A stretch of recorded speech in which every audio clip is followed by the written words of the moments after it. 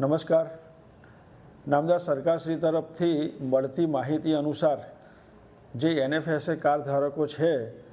અને નામદાર સરકારશ્રીમાંથી મફત અનાજ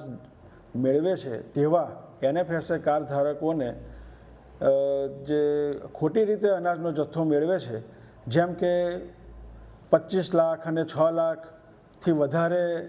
જે આવક ધરાવે છે, તેમજ કંપનીના ડાયરેક્ટરો છે,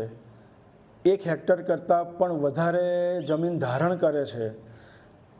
તેવા અત્રેના જંબુસર તાલુકાની અંદર 25,000 ઉપરાંત રેશન કાર્ડ ધારકોને નોટિસ આપવાની કાર્યવાહી હાલ ચાલુ રહેલ છે.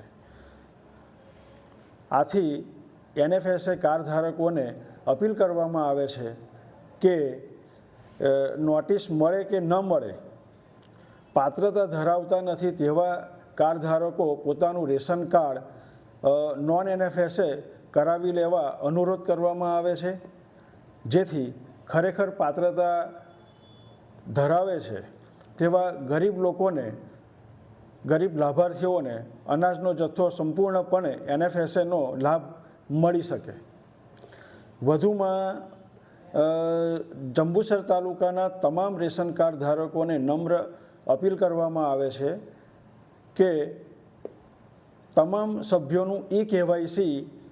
કરાવી લે તેવો અનુરોધ કરવામાં આવે છે.